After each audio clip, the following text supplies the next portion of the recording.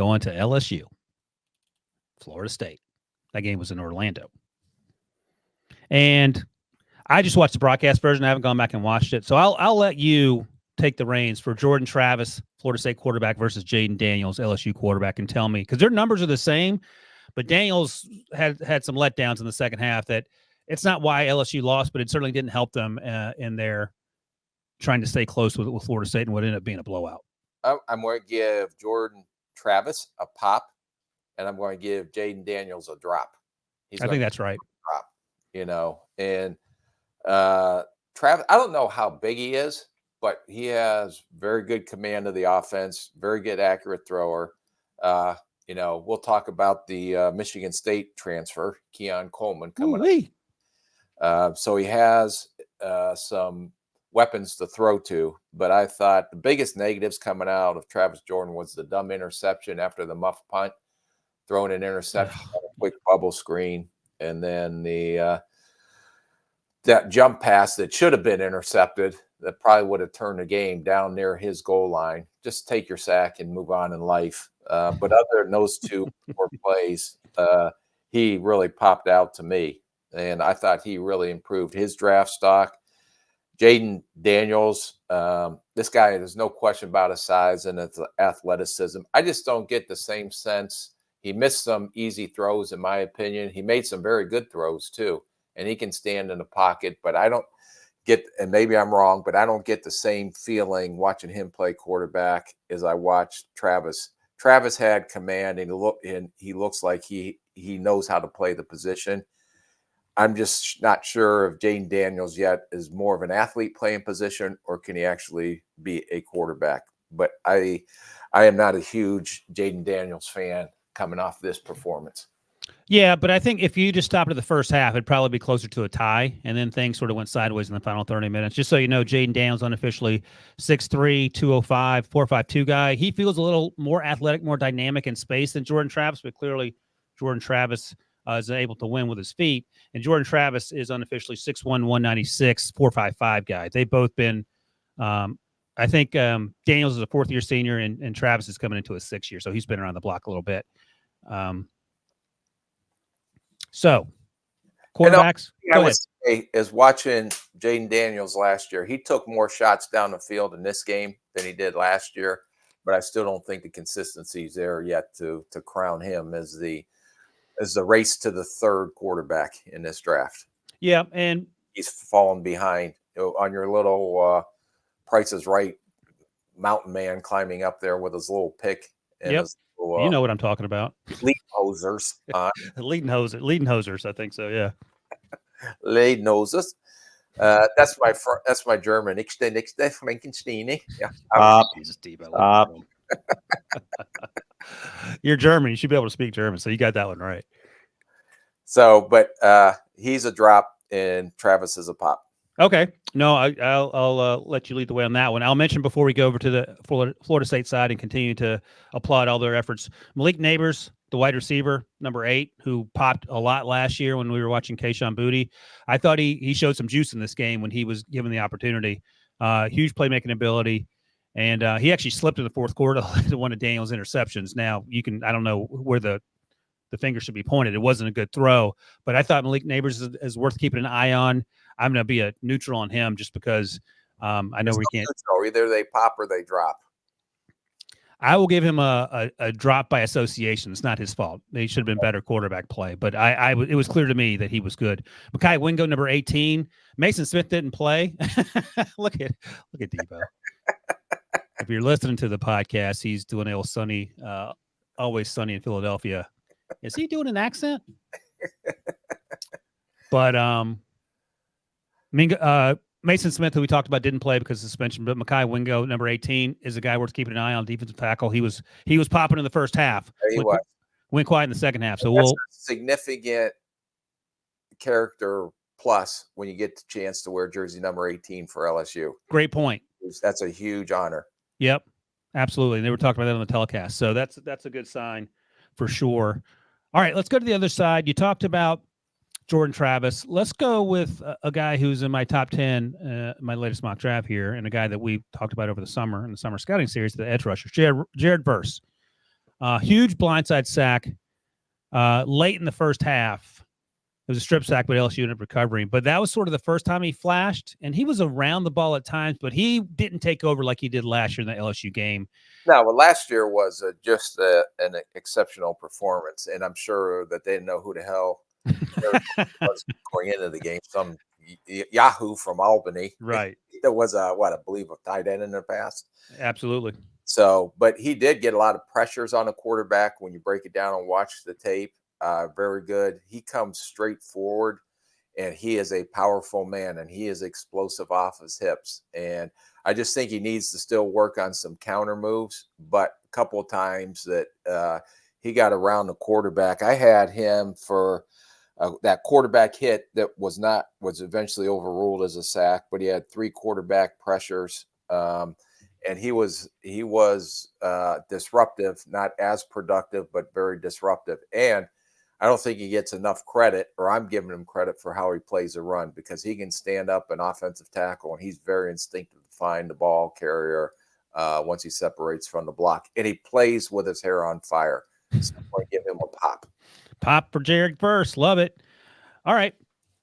We'll mention briefly our guy, Jaheim Bell, again, a tight end who transferred from South Carolina. South Carolina could have used him the other night for sure. Sort of a jack of all trades in terms of where they line him up. He scored 2 touchdowns late. One was an end around, and he had played some running back at South Carolina. Didn't really show often. I'll give him a drop just because he wasn't as prevalent as perhaps maybe he could have been. No, it doesn't mean anything. It doesn't mean that I don't like him. It's just that I would have liked to see a little more, and I'm sure we'll get that throughout the season. But the athleticism was clearly there. Yeah, and he's got to get a little bit sharper running routes. He had the 4-yard touchdown run on the jet sweep, and then he had the 44-yard TD on a busted coverage, and you showed his speed once he got the ball in his hand. I really was kind of impressed, even though it's not going to make a living as a blocker. He really gave some effort, although he's mismatched versus bigger bodies. But was intriguing to me, and what will scouts and what will be talked about in the draft rooms, and I charted this, 8 times he lined up in the backfield, 16 times he was either the Y or the H-back, 24 times he lined up in the slot, and 8 times he was lined up out wide as a receiver. So that tells you the multi-position and the versatility he brings to an offense. He just has to be more detailed in what he's doing, but they're asking him to do a lot and lining him up in a lot of different places. So I think he'll continue to improve during the season. He just needs to be a little bit more attention to detail, especially when he's running routes in the passing game. Yeah. And he did have one bad drop. Travis Jordan rolled to his left. He was coming across, did a great job adjusting his route. And then Travis Jordan made a heck of a throw, throwing a little bit back across his body, and he dropped that one. That one was disappointing to me. Yeah, you mentioned versatility. When you say why, you mean he's an inline tight end, like a traditional tight end. That's not what he's going to be in the NFL, but they did line him up on the line of scrimmage next to the offensive tackle in a 3-point stance. And like I said, he got overpowered by the bigger bodies up there, the defensive ends, but he does play hard, and I gave him credit for his effort. In our comp over the summer, I think we both agreed Chig Okonkwo, the second-year tight end now for the Titans. For Titans, yeah. Yeah, came out of Maryland.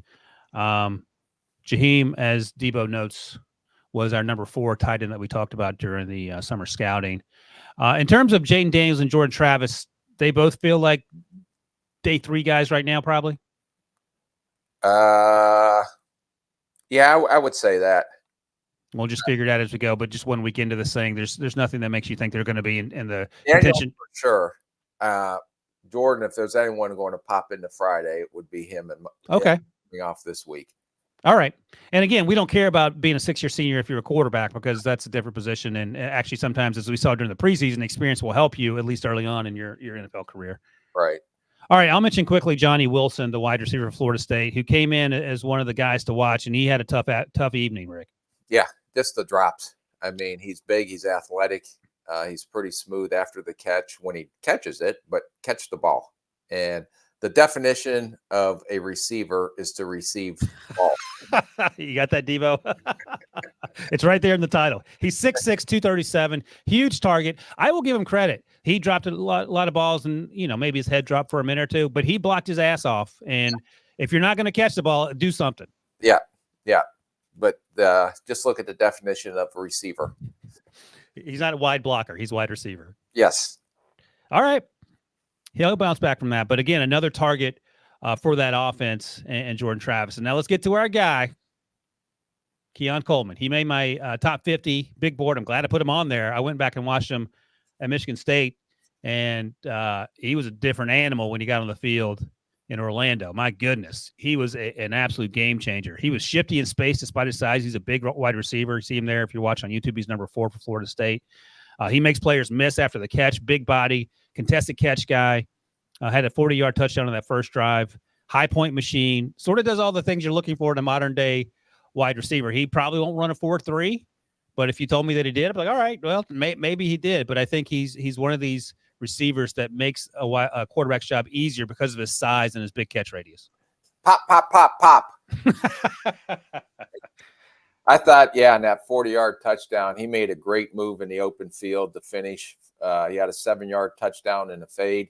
Great job going up and getting the ball in contested catches. He had a 21-yard TD on another fade route from the slot. Another opportunity to go up and go over top the DB to make that catch. He also caught a 40-yard go ball going up over top. So the thing that really impressed me, I don't know, because he's big, he's athletic. I don't know how fast he's going to be, but in contested situations, he was a man. And when they give the analogy, there's 2 dogs and 1 bone, he was the dog that came down with the bone every time he had an opportunity to go get it. What's your comp? Because when I think of contested catches, I won't tell you the comp I think of because it makes you angry. Who's your comp for a contested catch, big body wide receiver like that? Boy, I don't know. Now you've flabbergasted me. I was like more intrigued on who you think. Well, I always go to my 2 go-tos. There's a good one, and he's faster than Anquan Bolden. Oh God, yeah, the go-to. It's Well, there aren't a lot of guys that in the NFL that are. I mean, AJ Brown's faster, right? It seems to play faster. DK Metcalf's a different player. They're both big. So I don't know. We'll have to come back to that. But he certainly popped. If I had to pick one just a little bit right off the bat from last year's draft class. Yeah. I would say Cedric Tillman out of Tennessee a little bit. Okay. That's actually, you're pretty good at this. That's not bad. And again, Cedric was hurt last year, so we didn't see a lot of him at Tennessee, but he popped like that for the Browns in preseason. Yep. Keon may be a little shiftier. We'll see as Cedric gets into his career here. But day 2 conversation all day long. He might be sneaking his way up higher. It's going to be a really deep receiver class, and he just put his name in the mix in a lot of those